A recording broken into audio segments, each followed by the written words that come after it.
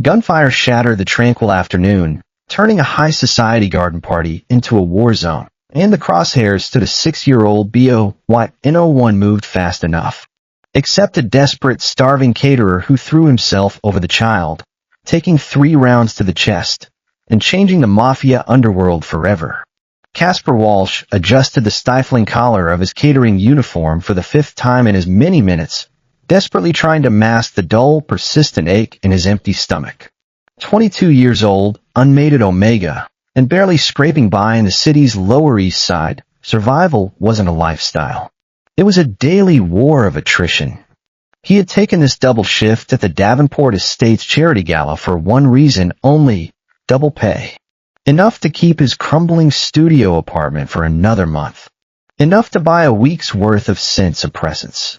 The cheap ones, the off-brand pills that made his head pound and his vision blur at the edges, but they hid his soft natural scent of honeyed chamomile and morning rain from a world that devoured vulnerable Omega's whole. 3 silver trays of champagne flutes balanced precariously on his calloused fingertips as he navigated the sea of silk gowns and tailored tuxedos. The gala was obscene, an ostentatious display of wealth, so grotesque it made Casper's teeth ache. The women wore diamonds worth more than his entire existence. The men discussed stock portfolios and yacht purchases while Casper's last meal had been a stolen granola bar from a hotel buffet 3 days ago. He kept his eyes lowered, offering polite robotic smiles to guests who treated him like part of the expensive furniture. Invisible. Replaceable. Safe. That was the key to surviving as an unbonded Omega in this city. You made yourself so small, so unremarkable, that predators looked right through you. Across the manicured courtyard, standing near a towering marble fountain that vomited crystal-clear water into a basin lined with imported tiles, was a man who commanded the space without trying. Casper didn't need to hear the whispered name that rippled through the crowd like a chill wind. He didn't need the way other guests parted around him like water around a blade. He already knew. Augustus Davenport. Even someone as disconnected from the underworld as Casper, and he worked hard to stay disconnected, knew the name. Augustus was a prime alpha, the undisputed head of the Davenport Syndicate, a man whose reputation was built on 3 things: ruthless efficiency, terrifying composure, and a complete absence of mercy for anyone who crossed him. Rumor said he'd personally executed his own uncle for attempting a coup. Rumor said he'd burned down a rival's warehouse with 40 men inside. Rumor said a lot of things, and Casper believed all of them. Yet right now, the fearsome Mafia boss was kneeling on the grass, gently wiping a smudge of chocolate off the cheek of a small dark-haired boy.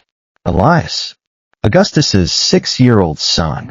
The boy was laughing, a bright, innocent sound that momentarily cut through the stiff, pretentious murmur of the party. His small hands clutched a half-eaten chocolate pastry, and his cheeks were round with childish joy. He was saying something Casper couldn't hear, something that made Augustus's severe features soften into something almost human. Casper caught himself staring. For a fraction of a second too long, his feet rooted to the cobblestone path, captivated by the stark, breathtaking contrast between the lethal alpha and his gentle devotion to his child. Augustus's large, scarred hand, the same hand that had reportedly pulled the trigger on his own blood, rested protectively on Elias's small shoulder. Something in Casper's chest tightened. An ache that had nothing to do with hunger. He'd never had that. Protector. Someone who looked at him like he was the center of someone's world. Move, he told himself harshly, tearing his gaze away. You're staring. You're going to get noticed. You don't want to get noticed. But his feet wouldn't obey for another heartbeat. 2. And then everything went wrong. Panic erupted exactly 3 minutes later. It started not with a bang, but with a sharp, distinctive crack of a suppressed sniper rifle from the eastern tree line. The crystal glass in the hand of a nearby socialite exploded into glittering dust, champagne spraying across her white gown like blood. She didn't even have time to scream before the second crack came, and then the third. Then came the chaotic roar of automatic weapons. Screams tore through the air as the wealthy elite dropped their composure and scrambled like frightened animals. Tables overturned, shattering porcelain plates and sending expensive caviar flying into the dirt. A woman in a floor-length ruby gown tripped over her own heels and went down hard, her tiara skittering across the stones. Casper dropped his trays. The crashing glass was drowned out by the deafening symphony of gunfire. He hit the ground, pressing his slender body against the cold marble base of a decorative pillar, his heart hammering so violently against his ribs he was sure it would crack bone. His instinct, the deep primal Omega instinct, screamed at him to curl into a ball and hide. Make himself small. Survive. Through the frantic stampede of fleeing bodies, Casper's wide hazel eyes locked onto the fountain. Augustus had drawn a heavy, matte black sidearm in a flash, shoving a guest aside to get a clear line of sight, roaring orders to his hidden security detail that Casper couldn't hear over the gunfire. His body was a wall of lethal intent, his icy gray eyes scanning the tree lean with predatory focus. But in the sudden surge of the panicked crowd, little Elias had been bumped backward, stumbling, falling, separated from his father's protective shadow and out into the open courtyard, a small, terrified island in a sea of chaos. Casper saw the red dot first, a laser sight, dancing erratically across the white tablecloths before settling perfectly, terrifyingly, on the center of the 6-year-old boy's chest. Oh, God. The shooter, hitmen hired by the rival Marchetti family, though Casper wouldn't learn that until much later, weren't aiming to wound. They were aiming for the ultimate prize. To break the Davenport empire, they were going to slaughter the heir. Time seemed to warp, stretching into a painfully slow, syrupy crawl. Casper could see every detail with horrific clarity, the way Elias's small mouth opened in a silent scream, the tears tracking down his round cheeks, the desperate way he reached toward his father, who was 15 feet away, and lunging, always lunging, but not fast enough. Augustus's face contorted. His icy composure shattered into something raw and utterly human, absolute, paralyzing horror as he realized he wasn't going to make it. A raw, guttural roar tore from his throat, the sound of a father watching his child die. He wasn't going to make it. Casper didn't think. There was no conscious decision. No weighing of his own worthless life against the boy's. No calculation of risk or reward or survival. It was a pure, blinding surge of Omega instinct, the primal, deeply ingrained, evolutionarily ancient need to protect a pup at all costs, even a pup that wasn't his, especially a pup that wasn't his. His body moved before his mind caught up. Pushing off the pillar with explosive force, Casper sprinted across the open lawn. His cheap dress shoes slipped on the wet grass. His lungs burned. He didn't hear the bullets whizzing past his ears, didn't see the security guards returning fire, didn't register the screams still echoing around him.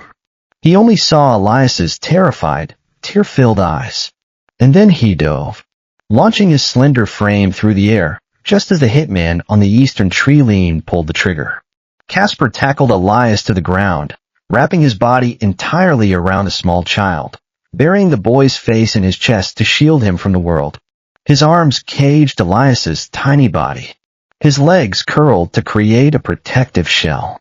His entire existence condensed into one singular purpose: keep the pup safe. The impacts felt like being struck by a speeding freight train. 1. The first bullet tore through Casper's left shoulder, spinning him sideways, but he held on. 2. The second ripped across his lower back, a searing line of fire that made his vision white out. 3. The third buried itself in his right side, just below his ribs, and the sheer kinetic force drove the air from his lungs in a sickening wet rush. A spray of crimson painted the pristine white lilies beside the fountain. Casper gasped, a horrible choking sound, his vision immediately flashing white with an agony, so profound it transcended sound. He lay over the crying child, his grip tightening protectively even as his own strength began to hemorrhage into the grass beneath him. "I got you," Casper choked out, blood bubbling past his pale lips. Don't look up. Don't look, baby. I've got you." Elias was sobbing beneath him, small hands fisting in Casper's ruined catering uniform, his little body shaking with terror. But he was alive. He was warm. He was breathing. Thank God. Casper's eyes fluttered. Thank God he's alive. The courtyard erupted into a slaughterhouse. Augustus Davenport moved with the wrath of a vengeful god, his weapon discharging with terrifying precision. 1 shot. 2. 3. The snipers in the tree line dropped like stones, their bodies crumpling into the foliage. His security detail swarmed the perimeter, returning fire, securing the exits, doing their jobs. But Augustus didn't care about the bodies falling in the distance. He dropped his gun. It clattered against the cobblestones, forgotten, as he fell to his knees beside the fountain. His breath hitched, a sound the most powerful crime boss in the eastern seaboard had never made in his adult life, as he reached for the blood-soaked pile on the grass. Elias, Augustus's voice cracked. His massive, steady hands that had never trembled in any confrontation, were shaking as he pulled the unconscious Omega off his son. Casper's cheap suppressants had completely failed under the massive trauma. The sweet, pure scent of honeyed chamomile and morning rain flooded the air, now severely soured by the sharp metallic tang of distress and impending death. It wrapped around Augustus like a living thing, triggering something deep in his hindbrain that he'd kept locked away for years. With agonizing care, Augustus rolled the young caterer onto his side. Elias was sobbing hysterically, covered in blood but completely uninjured, shaken, terrified, but whole. Augustus pulled his son into a desperate, crushing hug, pressing his face into Elias's dark hair, breathing in the boy's clean scent. Papa, Elias wept. Papa, the man I know. Augustus's voice was wrecked. I know, Tesoro. Papa's here. You're safe.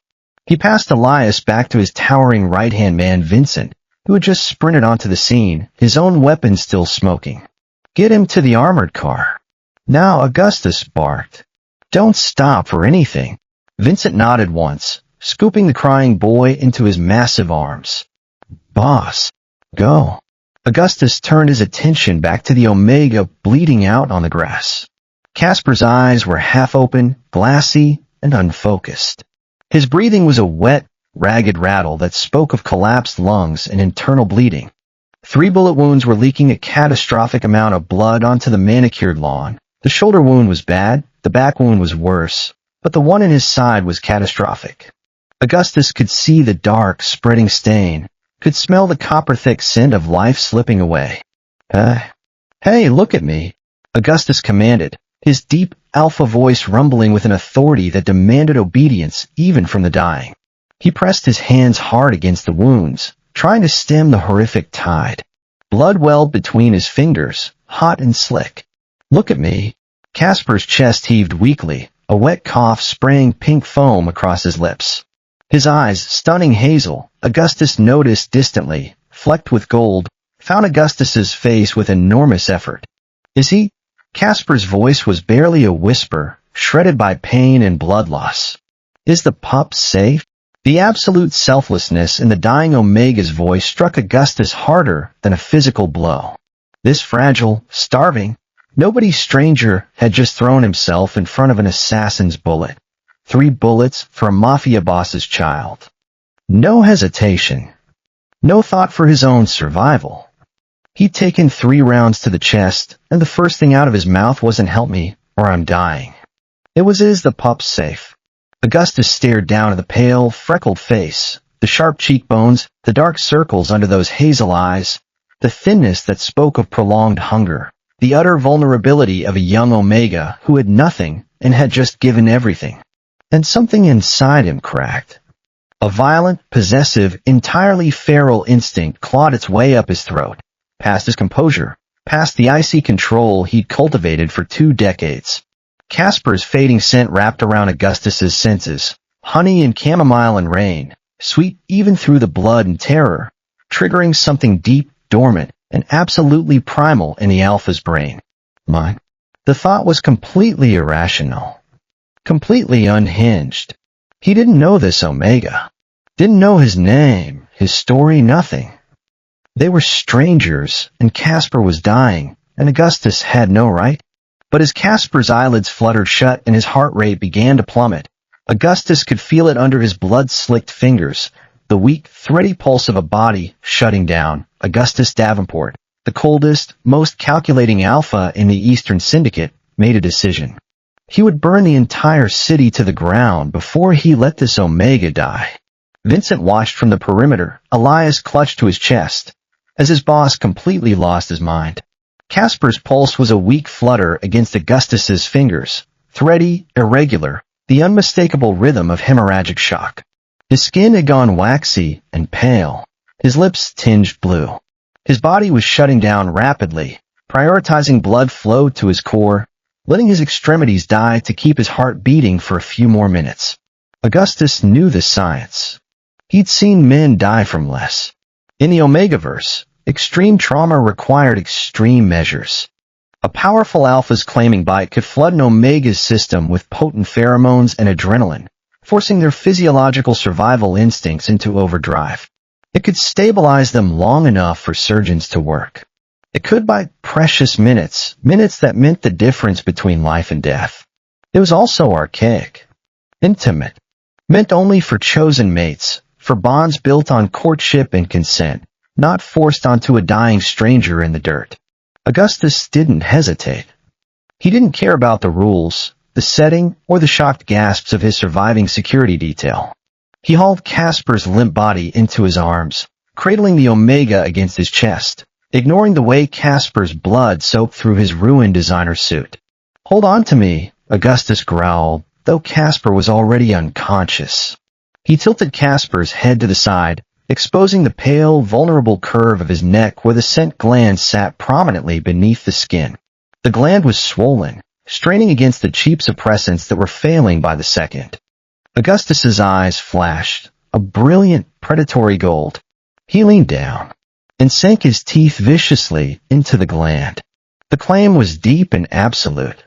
Even unconscious, Casper's back arched violently, a harsh, involuntary gasp tearing from his lips as the alpha's venom and marking pheromones flooded his bloodstream. His heart, which had been stuttering, failing, preparing to stop, kicked into a desperate, frantic rhythm. His body fought. His veins burned. The bond forced him to live. The scent of honeyed chamomile and morning rain exploded outward, intertwining violently with Augustus's heavy scent of smoke, old leather, and dark whiskey. It created a thick, intoxicating cloud around them, a perfume that made Vincent stumble back a step and the other security men avert their eyes. "Mine," the bond seemed to sing. "Mine, mine, mine." Augustus pulled back, swiping the blood from his mouth with the back of his hand. He looked down at the Omega in his arms, paler now, still terrifyingly still, but alive. The bond pulsed between them, warm and vital, a tether connecting two souls that had been strangers an hour ago. "Vincent, the SUV." Augustus's voice was raw. He scooped Casper up, tightening his arms around the unconscious Omega, and sprinted toward the driveway. The ride to Dr. Patricia Okonkwo's underground clinic was a blur of screeching tires and panicked shouting. Augustus sat in the back seat, holding the dying Omega firmly in his lap. One hand clamped over the worst of the bullet wounds, the one in Casper's side, while the other stroked Casper's sweat-drenched hair. Through the newly forged bond, Augustus could feel everything, the agonizing spikes of pain radiating from the younger man, the terrifying hollow sensation of coldness that threatened to swallow them both, and underneath it all, a deep crushing wave of fear that wasn't his own. Casper was terrified. Even unconscious, even dying, the Omega was afraid. "Drive faster, goddammit," Augustus snarled, his pheromones lashing out in a suffocating wave of alpha aggression. Vincent didn't flinch. He worked for Augustus for 15 years. But the driver, a young beta named Marcus, went pale and pressed the accelerator harder. "I'm redlining it, boss," Vincent said from the passenger seat, his voice steady despite the chaos. He was watching Augustus with an expression the alpha couldn't read. "Elias is safe. He's asking for you. Tell him Papa will be there soon." Augustus's jaw tightened. "Tell him the man who saved him is going to be okay." "Is he?" Augustus looked down at Casper's face. Those high cheekbones, the dark lashes fanned against pale skin, the slight freckles scattered across his nose. He looked young. Too young. And so fragile. "He has to be," Augustus said quietly. They crashed through the private garage doors of Dr. Okonkwo's discreet medical facility 10 minutes later. The doctor, a graying beta woman who had patched up Davenport men for 2 decades, was already waiting with a gurney, having been alerted by Vincent's frantic radio call. She took one look at Casper, one look at Augustus's blood-soaked clothes and the fresh claiming bite on the Omega's neck, and her professional composure cracked. 3 GSWs, she demanded, falling into step beside Augustus as he carried Casper toward the operating room. Left shoulder, lower back, right side. The side wound is the worst. He's lost significant blood. I'd estimate 30–40%. He was in shock when I claimed him. Dr. Okonkwo's eyebrows shot up. You claimed him? He was dying. Augustus's voice left no room for argument. It was the only way to stabilize him. You forced a bond on an unconscious Omega? I saved his life. Augustus's eyes flashed gold again, and Dr. Okonkwo held up her hands in surrender. I'm not judging, Augustus. I'm assessing. The bite will help, the pheromones will accelerate his healing and keep his heart pumping, but I need to get those bullets out before he bleeds out on my table. They reached the operating room. Augustus laid Casper on the white sheets, and the sight of the Omega, so small, so pale, so utterly broken against the sterile linens, made something in his chest splinter. You need to wait outside, Dr. Okonkwo said, already snapping on gloves. Her team was flooding into the room, prepping IVs, laying out surgical instruments, hooking up monitors that began to beep with Casper's weak, irregular heartbeat. I'm not leaving him. Your pheromones will send him into a frenzy. You just forced a bond on a dying man, Augustus. His body is already fighting the trauma. Adding your aggressive alpha energy to the mix could push him over the edge. She met his eyes, steady and unafraid. Back off so I can dig the lead out of him. Augustus wanted to argue. Every instinct in his newly bonded alpha brain screamed at him to stay, to protect, to keep his Omega in his sight. But Dr. Okonkwo had saved his life twice and Vincent's life 3 times, and he trusted her more than anyone in this world. Save him, Augustus commanded. If he dies on your table, Patricia, I will never forgive you. Noted. She nodded at a nurse, who gently but firmly guided Augustus out of the room. Augustus stood outside the operating room window for 4 grueling hours. He didn't sit. He didn't wash the blood off his hands or change his ruined clothes. He didn't eat or drink or answer the dozens of calls flooding his phone. He just stood there staring through the glass as the surgical team fought to keep his new, unconsenting mate tethered to the mortal plane. Through the bond, Augustus felt everything. He felt every plunge of the scalpel, every tug of the forceps, every stitch of the needle. He felt Casper's heart stutter and restart, fighting to find a rhythm it could maintain. He felt the cold rush of anesthesia and the warm flood of transfused blood. And underneath all of it, he felt something else. A deep, crushing sense of sorrow that didn't belong to him. As he tapped into Casper's subconscious through the fresh mate mark, Augustus felt the echoes of the Omega's life. The grinding poverty, the years of hunger, the loneliness of navigating a hostile city completely unprotected. He felt the ghosts of people who had abandoned Casper, parents who had died or left, a friend who had used him and discarded him, alphas who had looked at him like prey. He felt the sheer, bone-deep exhaustion of being young and Omega and alone in a world that wanted to eat him alive. Augustus's jaw clenched so tightly his teeth ached. Whoever this boy was, his life of suffering had officially ended the second those bullets hit him. 3 days later, the world slowly swam back into focus for Casper Walsh. It wasn't a sudden awakening, more like a slow crawl out of a dark, suffocating ocean of pain. He surfaced in fragments, the beep of a monitor, the weight of blankets, the ache in his side that pulsed with every breath. The first thing he registered was the smell. It wasn't the damp mildew of his cheap apartment. It wasn't the stale frying oil of the catering kitchen. It was something rich and warm and utterly intoxicating, smoke and old leather and dark whiskey, wrapped around him like a thick, heated blanket. It made his toes curl and a strange, comforting purr rumble deep in his chest. He'd never purred before. He didn't even know he could purr.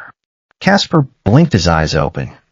The lighting was dim, casting soft shadows over a massive, opulent bedroom. He was lying on a mattress softer than any cloud, draped in silk sheets that whispered against his bare skin. His left shoulder, lower back, and right side were wrapped in thick bandages, a dull throbbing ache radiating from the wounds, managed by the steady drip of an amphora in his arm. He tried to shift. A sharp hiss escaped his lips as the movement pulled at his stitches, and the sound was barely out of his mouth before a massive figure moved in the corner of the room. "Don't move, sweetheart." The voice was a low, gravelly rumble that sent a shiver straight down Casper's spine. Deep, commanding, and somehow familiar, though he was certain he'd never heard it before. From an armchair positioned to watch the bed, a man stood up and stepped into the soft light. Casper's breath caught. Augustus Davenport. The Mafia boss looked exhausted. His usually perfectly styled dark hair was messy, falling across his forehead in uncharacteristic disarray. Dark circles bruised the skin under his striking gray eyes. He'd clearly been sleeping in the chair. There was a blanket crumpled on the floor beside it and a half-empty coffee cup on the nightstand. But none of that mattered compared to the way he was looking at Casper. Like Casper was the most precious thing in the world. Like he'd spent 3 days terrified of losing him. Like he'd moved mountains and burned cities just to keep him safe. Casper's heart rate spiked. The monitor beside him began to beep rapidly. "Easy, easy," Augustus murmured, moving to the edge of the bed with a grace that seemed impossible for someone his size. He didn't touch Casper, seemed to be holding himself back deliberately, but his presence was overwhelming. "You're safe. You're in my home. You've been unconscious for 3 days. 3 days. Casper's throat felt like sandpaper. The pup," he rasped. "Elias. Is he?" Augustus's expression softened instantly. A profound mixture of awe and fierce protectiveness washed over his rugged features, and Casper watched stunned, as the most feared man in the city poured a glass of water from a crystal pitcher and brought the straw to Casper's lips. "Elias is safe. Not a scratch on him." Augustus's voice was incredibly gentle as he watched Casper drink. "Because of you." Casper swallowed, the cool water soothing his raw throat. "Good. That's good." He looked around the massive room. The high ceilings, the original artwork on the walls, the windows that looked out over sprawling, manicured grounds. Panic began to prickle at the edges of his consciousness. "Where am I? The hospital bill. I can't afford this.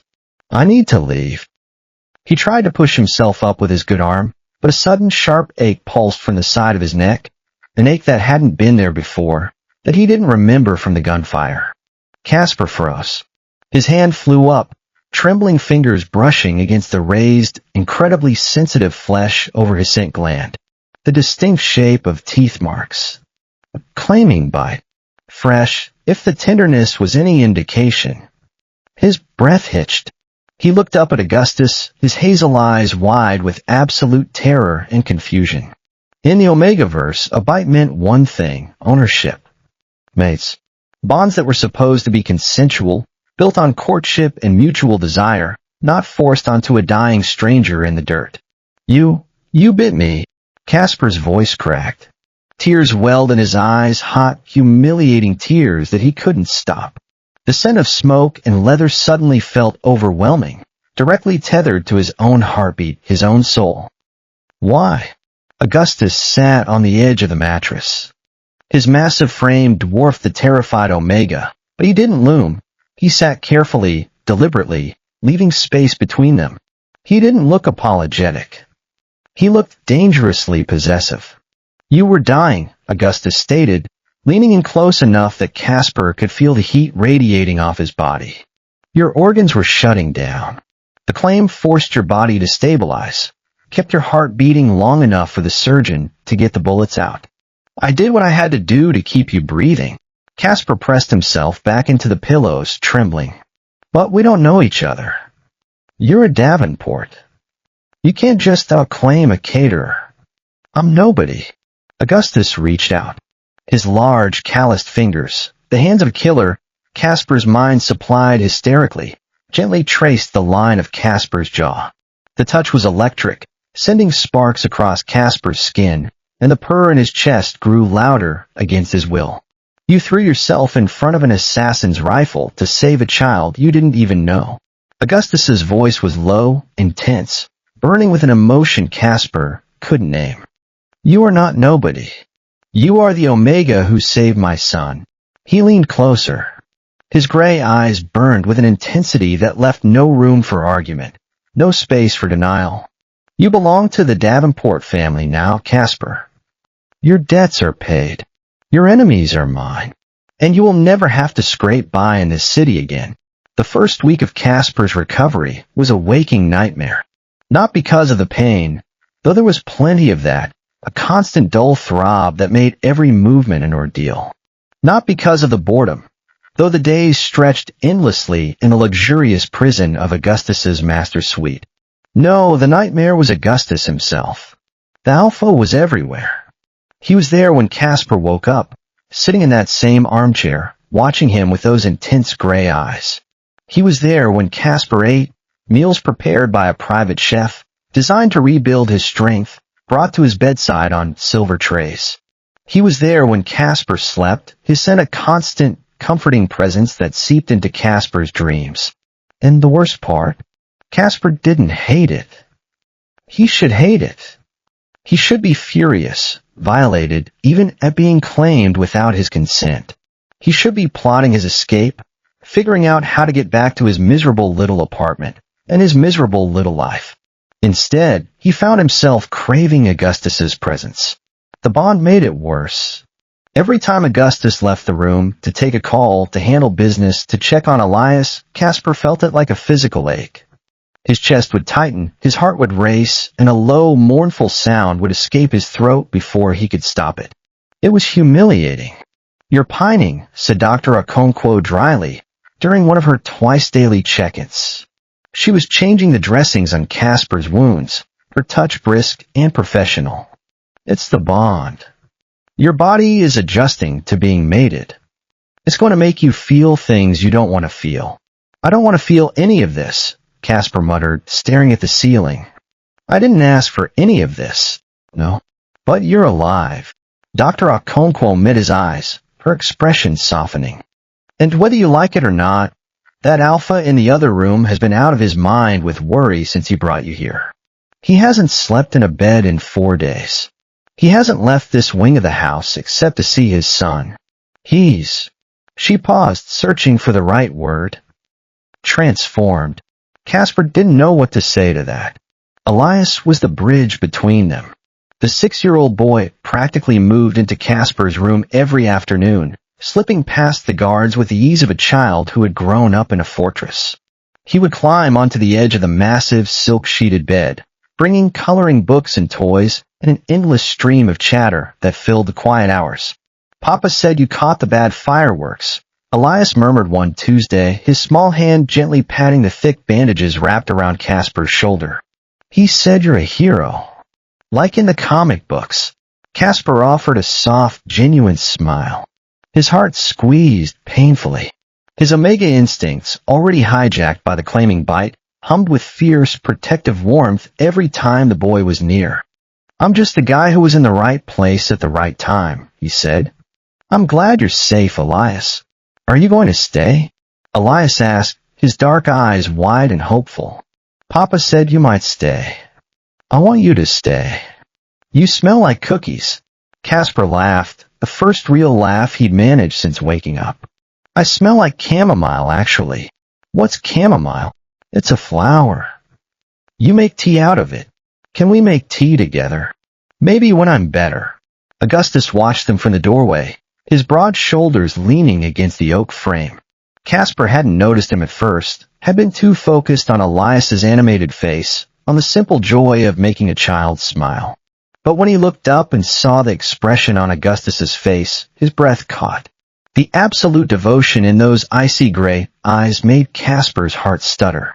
There was a magnetic pull between them, forged in blood and terror but deepening into something profoundly real. Something that terrified Casper as much as it thrilled him. He found himself waiting for the scent of smoke and leather, craving the alpha's heavy presence in the quiet hours of the night. It was dangerous. It was inevitable. It was, perhaps, exactly what he'd been missing his entire life. 2 weeks into his recovery, Casper finally got out of bed. His legs were shaky, his balance uncertain, but he was moving. He shuffled across the master suite on unsteady feet, one hand braced against the wall, determined to see something other than the same four walls and silk sheets. He made it to the window. The view was stunning. Rolling green lawns, manicured gardens, a fountain that sparkled in the afternoon sun. In the distance, he could see the estate's perimeter wall, topped with security cameras and razor wire. Guards patrolled in pairs, their postures alert, their hands never far from their weapons. This was a prison. A beautiful, gilded prison. But it didn't feel like a prison. You shouldn't be out of bed. Casper jumped, whirling around, and immediately regretted it as pain lanced through his side. He stumbled, his bad leg giving out, and would have hit the floor if Augustus hadn't caught him. The alpha's arms wrapped around him, strong and steady, pulling him against a broad chest. Casper's hands came up automatically, fisting in the front of Augustus's expensive shirt. For a moment, neither of them moved. Casper could feel everything, the heat of Augustus's body, the steady thump of his heart, the way his breath ghosted across Casper's hair. His scent was overwhelming this close, smoke and leather and something darker, something alpha that made Casper's knees weak. "You're supposed to be resting," Augustus murmured against his temple. His hands were gentle on Casper's waist, supporting him without restraining him. "Not trying to escape." "I wasn't escaping."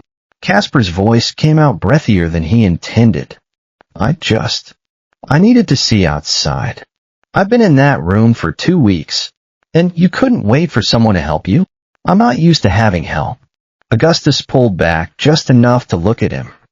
His gray eyes were searching, cataloging every micro-expression on Casper's face. "You have help now," he said quietly. "You have me. You don't have to do everything alone anymore, Casper. I don't even know you. Then get to know me." It was such a simple statement. Such a reasonable request. And yet it made Casper's heart race for reasons that had nothing to do with fear.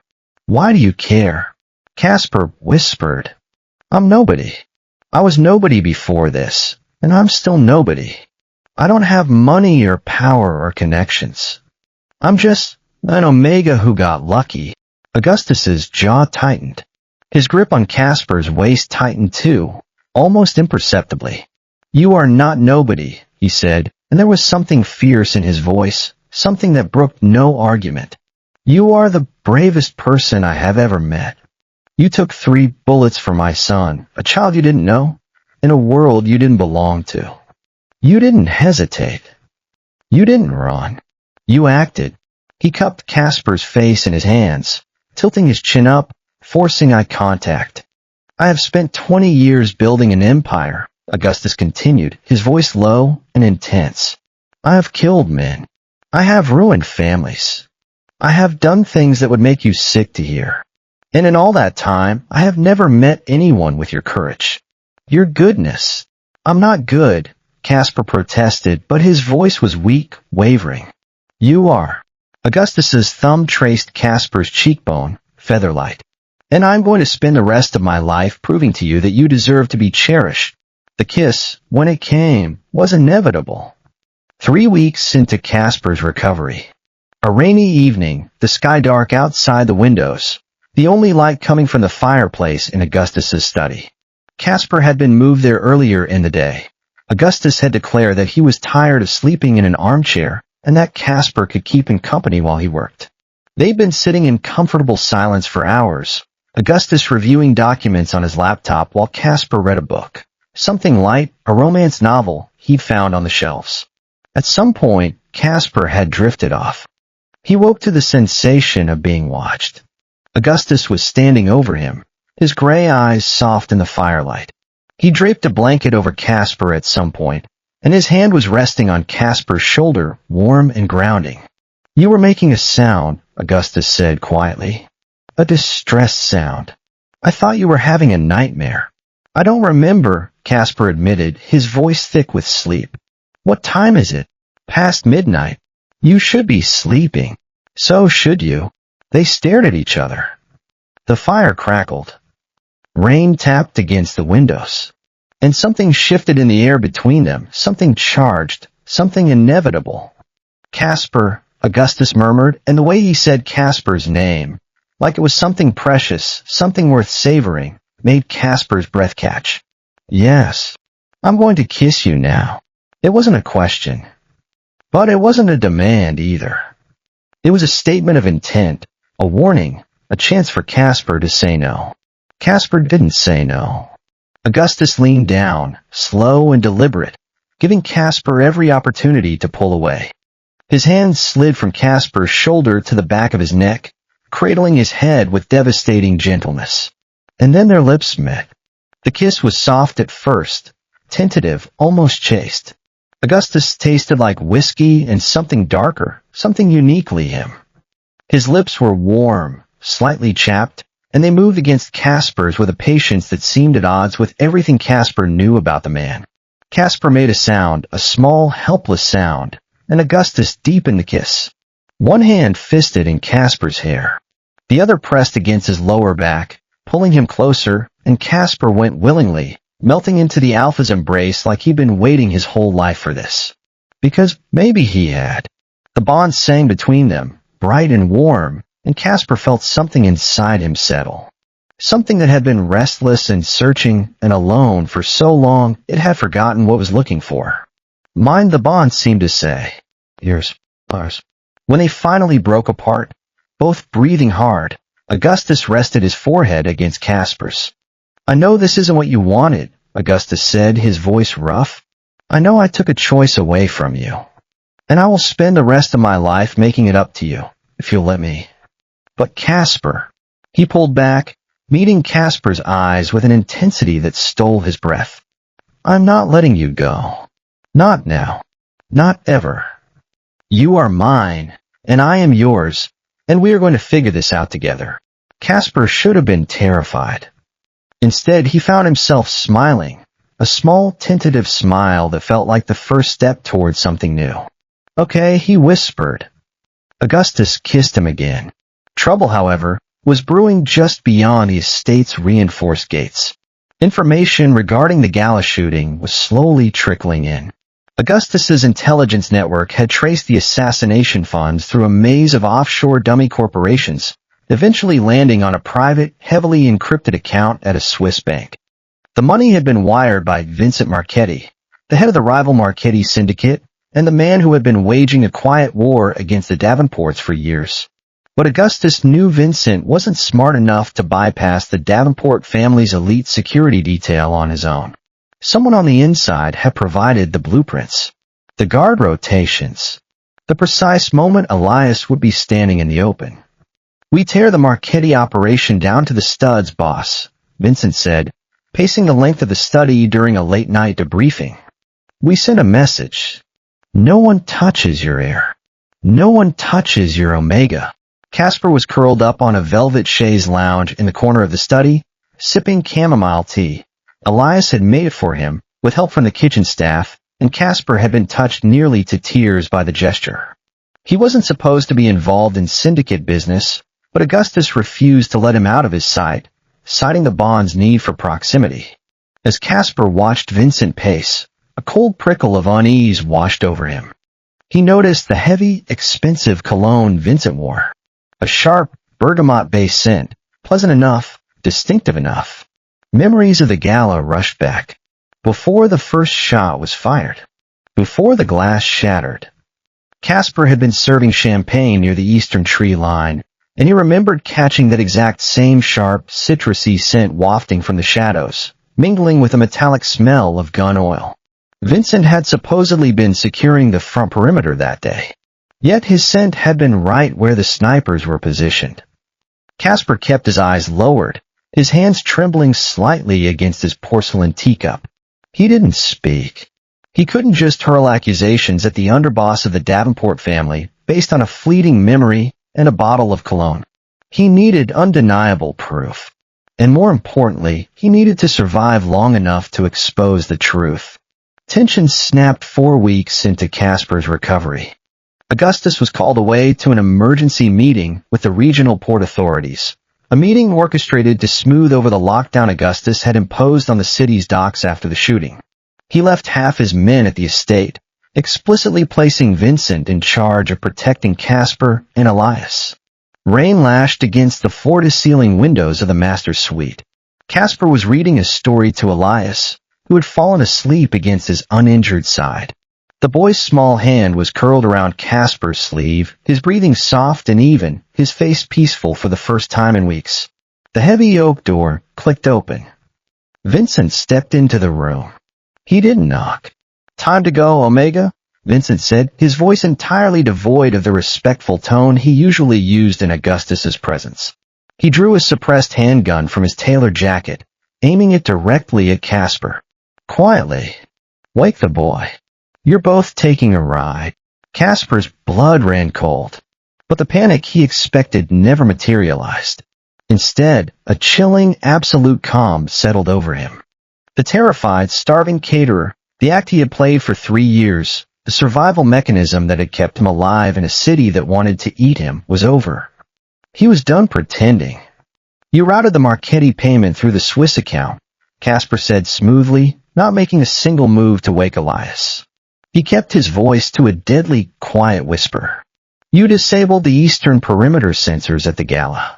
You wanted Augustus to watch his son die, knowing he would be reckless with grief, making him easy to remove."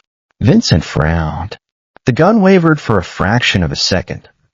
"You're a lot smarter than you look for a street rat." "I've had to be. It doesn't matter." Vincent's voice hardened. "The Marchettis are moving on the docks right now. Augustus is walking into a slaughter. And I'm taking the 2 of you to Vincent as a trophy, the heir and the Alpha's precious new mate. He'll pay handsomely for both of you." Casper carefully shifted Elias's sleeping form onto the pillows, pulling the heavy duvet over the boy to muffle the coming noise. Then he stood up. He didn't cower. He straightened his spine, rolling his shoulders back, ignoring the ache in his healing wounds. His scent, usually soft, submissive, carefully controlled, suddenly shifted, turning sharp, glacial, and deeply, unmistakably authoritative. "You made a fatal miscalculation, Vincent." Casper took a slow step forward. "You assumed I was nobody." Vincent scoffed, raising the weapon higher. "You're a broke caterer who got lucky." "No." Casper's voice echoed with a natural, commanding resonance that made Vincent's alpha instincts involuntarily flinch. "My name is Casper Blackwood." Vincent froze. The color instantly drained from his face. The Blackwood family was the legendary Ruthless Parent Syndicate out of Boston, the organization that held the Marchetti family's leash. The entire criminal underworld believed the sole Blackwood heir had died in a tragic yacht explosion 3 years ago. "That's impossible," Vincent breathed, his hands visibly shaking. "The Blackwood heir is dead. His body was a decoy." Casper's voice was ice. "My father tried to sell me off to a brutal alpha to secure a trade route. I chose to disappear instead. I chose to starve in the gutters rather than be a pawn in a game I never wanted to play." He closed the distance between them, step by deliberate step. "But I never lost my authority. And Vincent Marchetti is terrified of me." Casper reached into the pocket of his silk robe and pulled out a small, encrypted satellite phone. He hit a single speed dial number and tossed the phone onto the rug at Vincent's feet. The speakerphone clicked on. "Young Master Blackwood?" A rough, panicked voice crackled through the speaker. Is that really you? We thought you were dead." "Vincent," Casper interrupted, his voice cold and commanding. "Call off the hit at the docks." "No. If a single hair on Augustus Davenport's head is harmed, I will personally return to Boston and dismantle your entire bloodline." A long, terrified pause. "It's done." Vincent Marchetti's voice came back, shaky and desperate. "The men are pulling back. I didn't know you were alive, young master. I didn't know you belonged to Davenport. I swear, Hard karma comes for everyone, Vincent. Casper crushed the phone under his heel. Vincent let out a pathetic, desperate sound, raising his gun again, and the door to the master suite suddenly shattered inward. Augustus stood in the ruined doorway, drenched in rain, his chest heaving, his eyes burning with a lethal, predatory gold. He hadn't gone to the docks. He had felt Casper's sudden shift in scent through the bond, a spike of glacial dominance that was so startling, so utterly wrong for the sweet Omega he'd been caring for, and had turned his motorcade around instantly. Vincent didn't even have time to pull the trigger. Augustus moved with terrifying speed, disarming the traitor and driving him to the floor in a single brutal motion. The sound of bones snapping echoed over the thunder outside. Vincent screamed.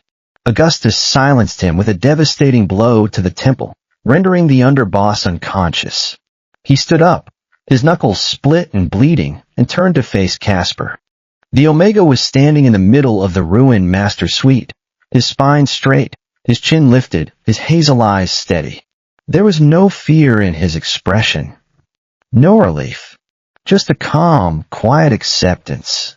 Casper Blackwood, Augustus rumbled, his voice thick with dark amusement and profound. He stepped forward, wrapping his massive arms around Casper's waist, pulling him flush against his chest. You just saved my life again. Casper melted into the embrace. His sharp scent instantly softened back into honeyed chamomile and morning rain as he buried his face in Augustus's neck. You saved mine first. His voice was muffled against Augustus's skin. I think we're even. We're not even. Augustus tilted Casper's chin up, capturing his lips in a deep, bruising kiss that sealed their fates together. We're just getting started. There would be wars to fight, syndicates to crush, a massive power shift in the underworld. Now that the Blackwood heir had returned, Vincent would face justice, Augustus's version of justice, which was swift and absolute.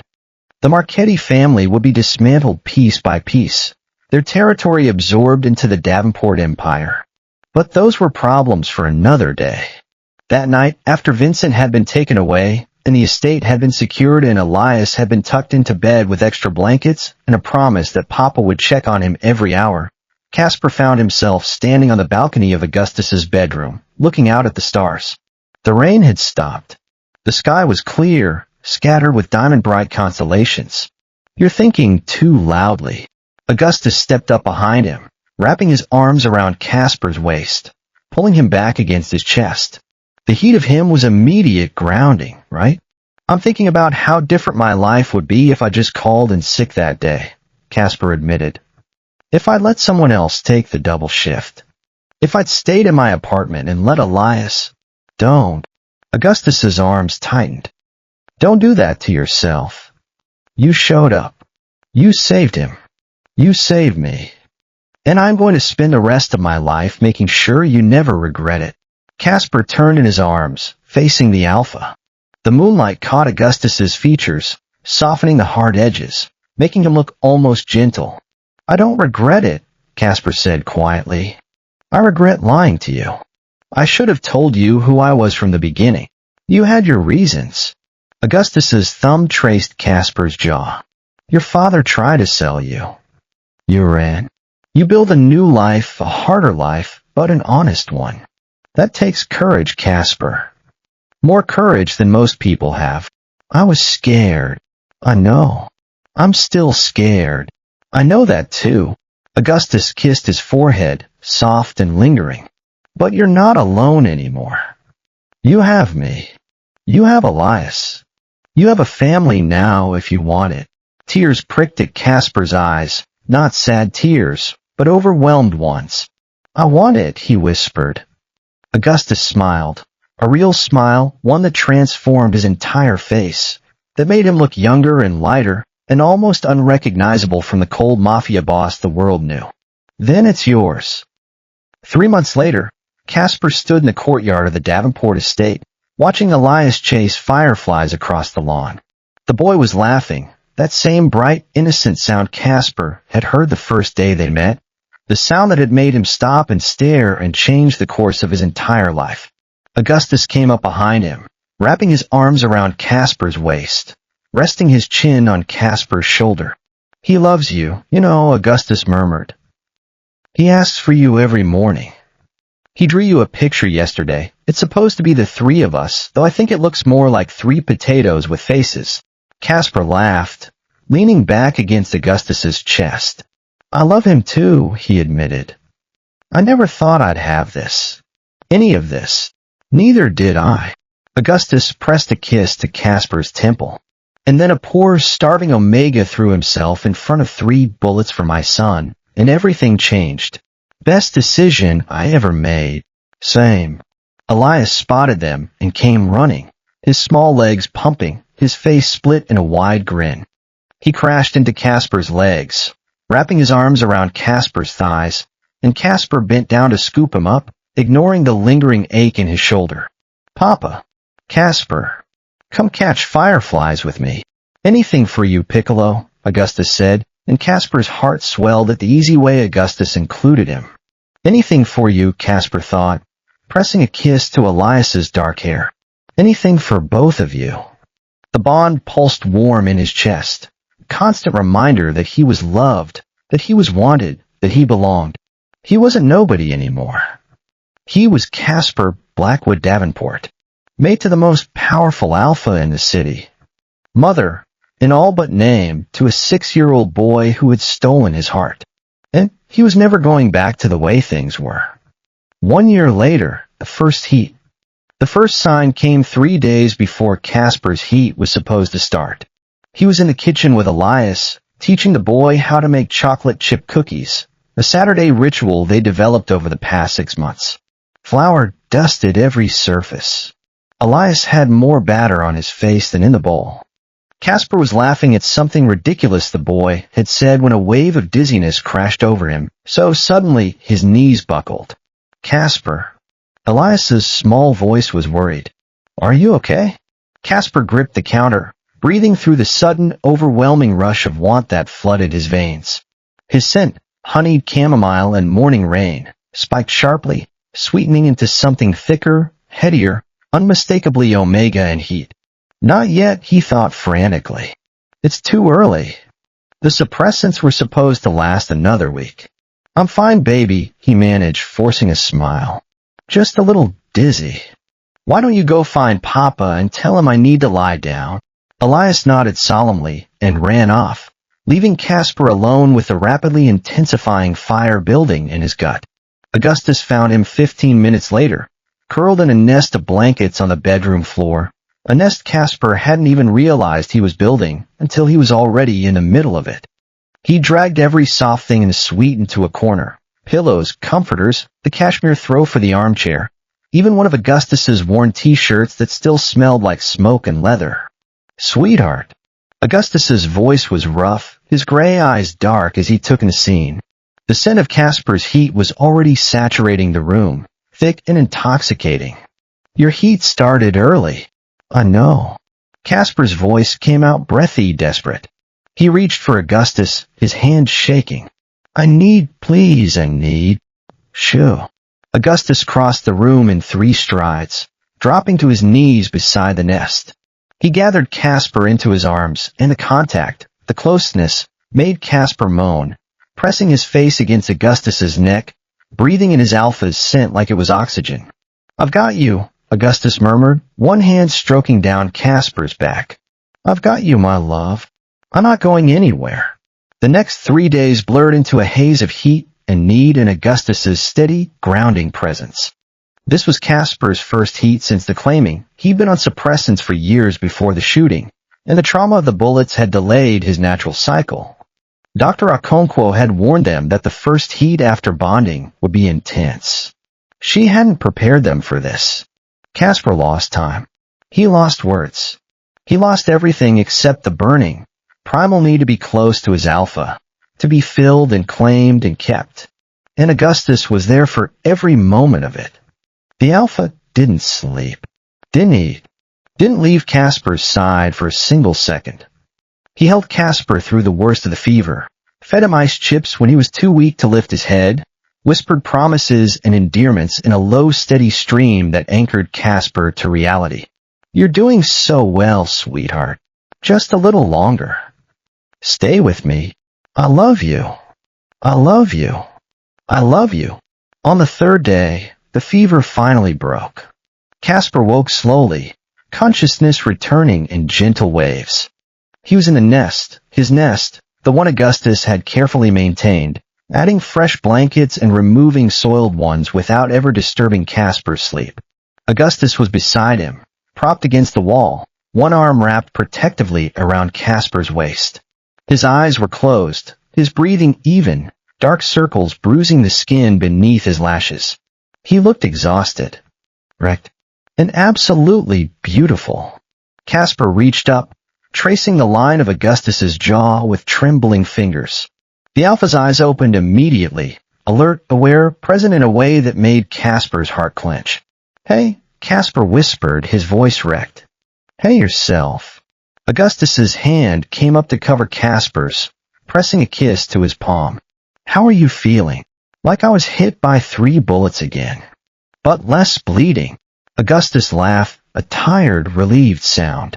"That's my Omega." He pulled Casper closer, tucking him against his chest, and Casper went willingly, breathing in the familiar, comforting scent of his Alpha. "Thank you," Casper murmured against Augustus's skin. "For staying. For everything. Where else would I be?" Augustus's voice was soft, almost incredulous. "You're my mate, Casper. My heart. My home. I'm not leaving you to suffer through a heat alone. I know. Casper hesitated, then pressed on. "I never thought I'd have this. Someone who wants to take care of me. Who sees my heats as something to share, not something to endure." Augustus was quiet for a long moment. When he spoke, his voice was rough with emotion. "Who hurt you, sweetheart? Who made you feel like you were a burden?" Casper shrugged, the motion small and self-conscious. "Everyone. My father wanted to sell me to an Alpha who would use me for my heats and nothing else. The people in the Lower East Side saw Omegas as liabilities, something to tolerate, not cherish." He looked up at Augustus, his hazel eyes bright. "You're the first person who's ever made me feel like being an Omega is something to be celebrated." Augustus's expression hardened, not at Casper, but at the world that had hurt him. "Your father is lucky he's already dead, or I'd kill him myself. I'll hush this. I mean it." The Alpha cupped Casper's face in his hands, tilting his chin up, forcing eye contact. "You are not a burden. You are not a liability. You are the most precious thing in my life, you and Elias. And I will spend every day until I die making sure you know it." Casper's eyes filled with tears. Happy tears. Overwhelmed tears. "I love you," he whispered. "I love you too."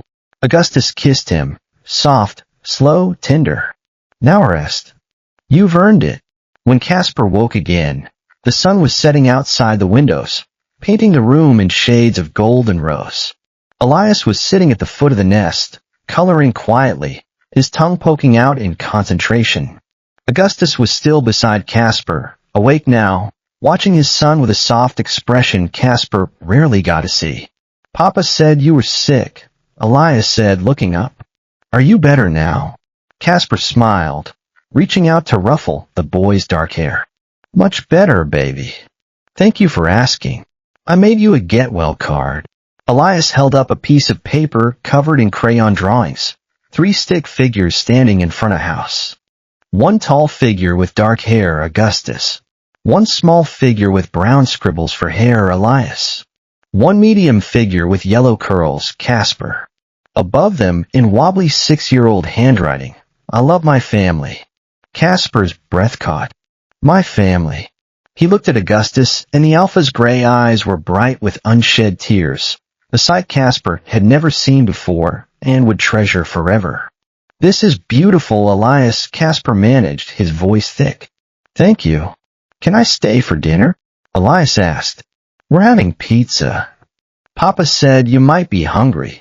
"I'm starving," Casper admitted, and his stomach chose that moment to growl loudly, making Elias giggle. "Pizza it is," Augustus said, already reaching for his phone to text the kitchen.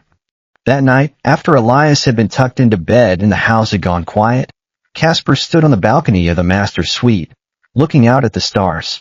Augustus joined him, wrapping his arms around Casper's waist from behind, resting his chin on Casper's shoulder. "What are you thinking about?" the alpha murmured. Casper leaned back against him, letting the warmth of his mate seep into his bones.